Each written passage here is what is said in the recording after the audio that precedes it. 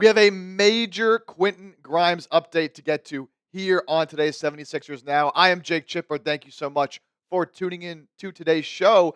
And for Quentin Grimes and his team, they're probably not going to be big fans of this update from The Athletic. Before we get into the latest news on Grimes and what his market could look like, today, July 30th, is actually my birthday, and it's also my good friend Tyler Smith's birthday, who runs our Celtics Today channel. So, a little bit of a birthday sub battle here as we're reaching the end of the month of July. Celtics Today, which he runs, about 35 subscribers ahead of 76ers Now in subs picked up in the month of July. Help me out, guys. On my birthday, I want to take over Tyler Smith and Celtics Today. So hit that sub button. You get Sixers content every single day, all year round. So with that sub button, without further ado, let's get into today's show.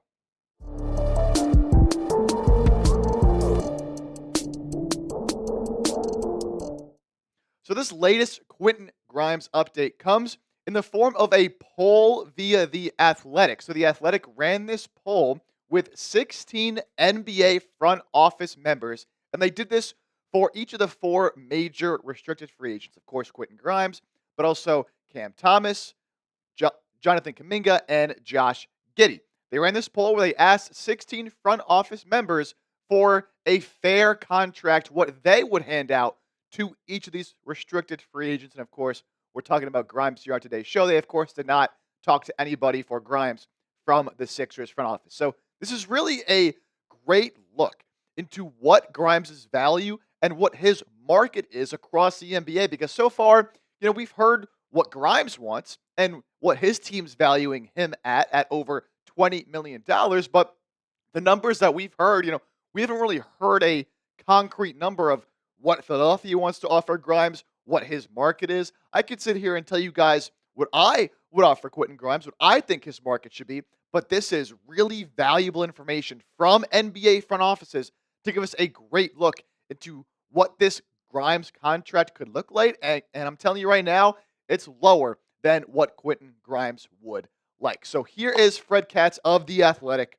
on this poll.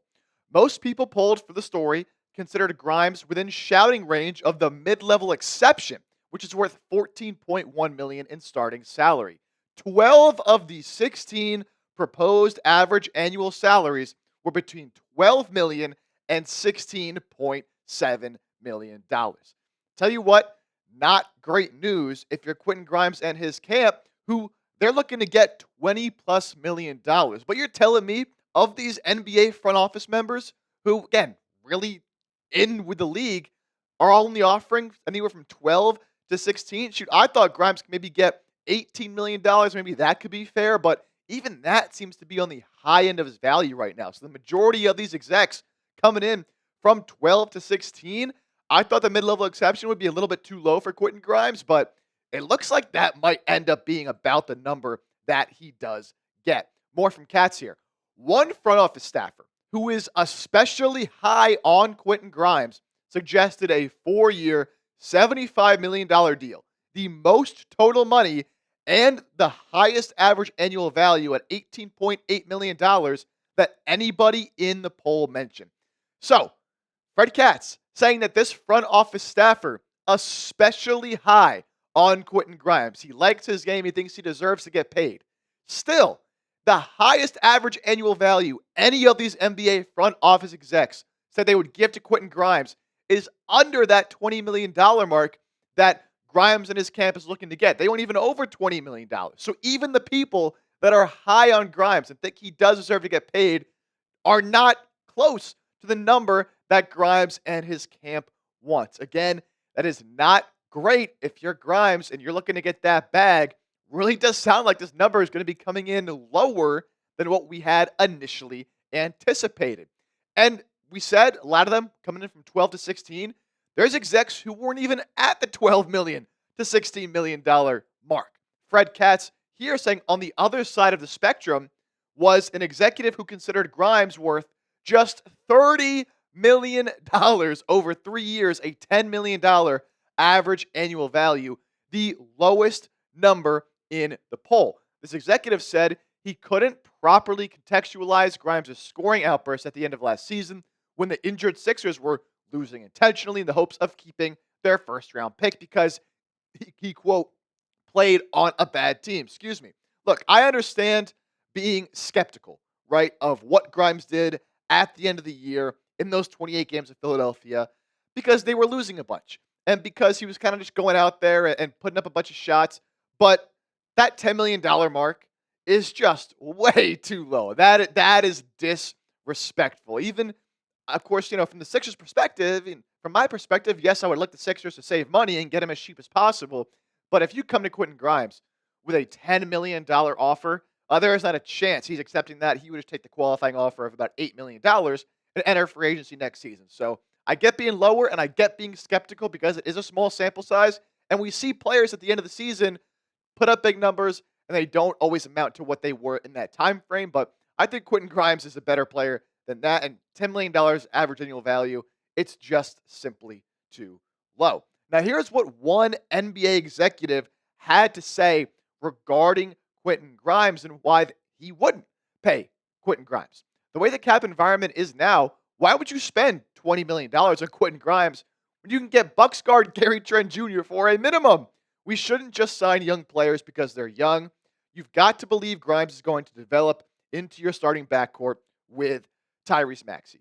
And look, Quentin Grimes' situation, it's complicated, right? When you compare him to some of the other restricted free agents that are currently out there on the market, right?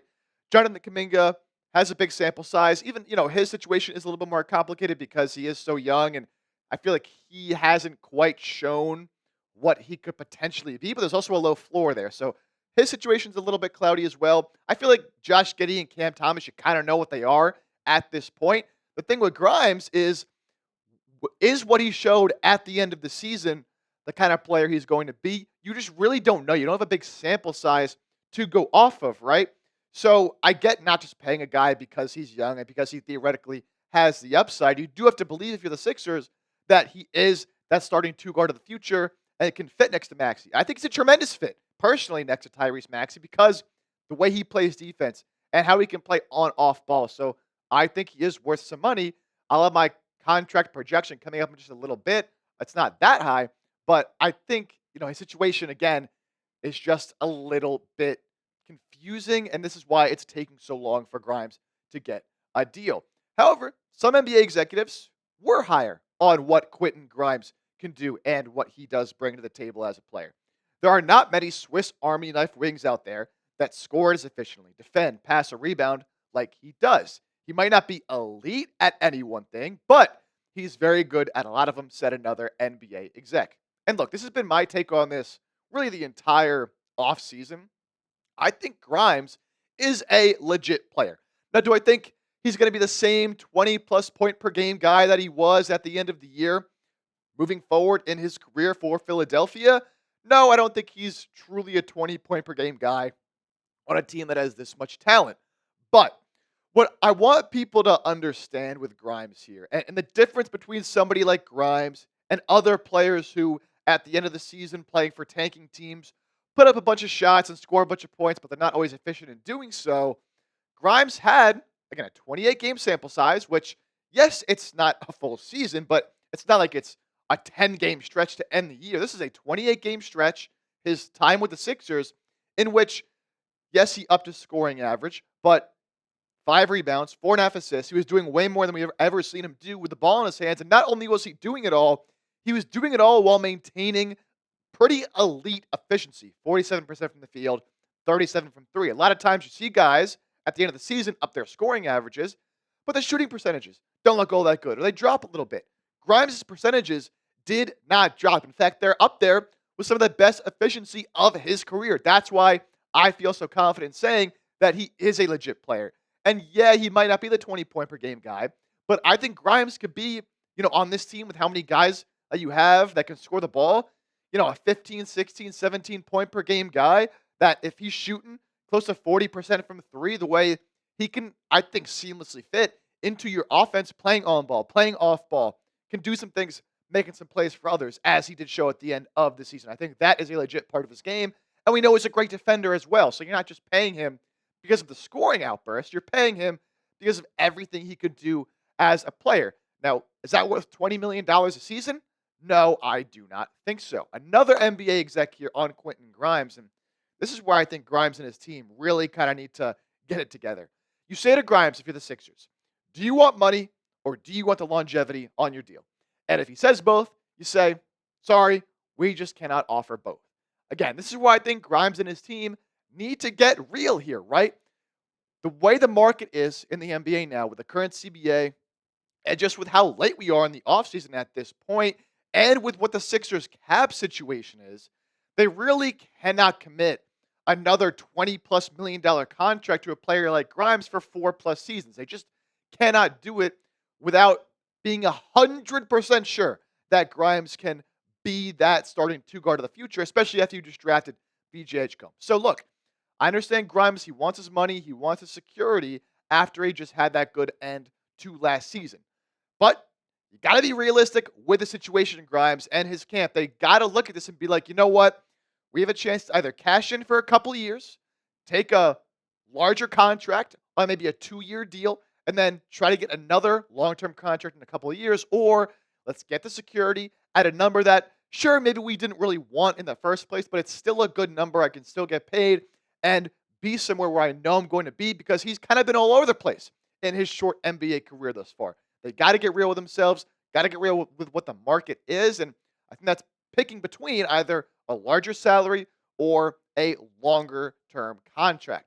Now, these executives, they were not only polled on how much money they would give Grimes, they were also polled on how long of a deal they would give Grimes. So, one person in the poll suggested a 2-year deal.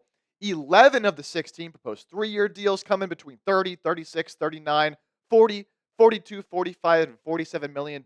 All those numbers right there, 45.7 and below, either at the mid-level exception or below the mid-level exception mark of $14.1 million. We also had someone offer a 3-year deal for $48 million, 2 of those actually, and then someone offered a 3-year deal for $50 million. Interestingly enough, 4 of the 16 did mention a 4-year contract, one for $60 million, one for $64, one for $72, and one for $75. But even those deals don't quite reach, well, none of them reach $20 million per year. A lot of them, again, still in that same range, just a little bit of a longer term commitment. So look, knowing the market, knowing what these NBA execs and front office members are hearing around the league and what they would be giving Grimes, I think we have a great idea now of what the Sixers are probably looking to offer Grimes as well. I think that's a deal somewhere from 2 to 3 years in that $12 to $16 million range. Now, for me, I'm going to come in on the higher end of that range. I think anything below $14 million just isn't fair to, honestly, in my opinion. Looking at it from both sides, I think he's played well enough to earn at least the mid-level exception. So I'd be offering Quentin Grimes a 3-year, $45 million deal. You get a 3-year deal, which I believe Grimes is 25. Like, you can still get another contract when you're about 28, 29. You still be in your prime and still get another long-term deal, maybe even at a higher price. And you still get $15 million average annual value. Is it the $20 million you wanted at one point? No, it's not. And it's unfortunate that it's just the way that restricted free agency has worked out. But it's the reality of the situation. I think you get the best of both worlds if you're Grimes, even if it's not up to the number that you want. And it's a fair deal to determine over the next 3 years, is he someone we want to keep long term? Maybe you throw in a player option on that 3rd year if Grimes would like that. So it could be more of a 2-year deal. He can get out of it if he wants. I think that's what works best. And I think this would be a fair offer from Philadelphia for Quentin Grimes. But now, knowing what you know now, knowing what the market seems to be for Grimes from these NBA front office members, what would your final offer to Quentin Grimes be? Him and his agents, they come up to you and they say, we want your final deal for us right now. What would that be? Give me the years and give me the money. Let me know down in the comment section your final offer to Quentin Grimes. Before we hop on out of here, guys, I want to keep telling you about this fantastic deal at Fanatics because people are buying these. The more people that buy them, the less there will be for you to get your hands on these 76ers cut-off hoodies. I think it's a clean look, a clean design, and the deal is even better. Over 50% off on these cut-off hoodies. They were originally $100, but now they are just $45. over 50% off, an insane deal that you're not going to see very often over at Fanatics. So you go to chatsports.com/Sixers hoodie. You can see the link right below me, right there, chatsports.com/Sixers hoodie. I'll also put that link in the comments section and description of today's show. You visit that link, you can take advantage of this great deal, but gotta hurry. It is a limited time deal only. Take advantage while it is still over 50% off. And of course, do not forget to hit that sub button right here on the channel. 76ers news, rumors, analysis, a whole lot more all year long. And of course, whenever Quentin Grimes does finally sign that deal, or maybe if he does end up getting signed and traded somewhere else, we will have a video for you guys. So subscribe, turn on your notifications, and we'll get you next time right here on 76ers Now.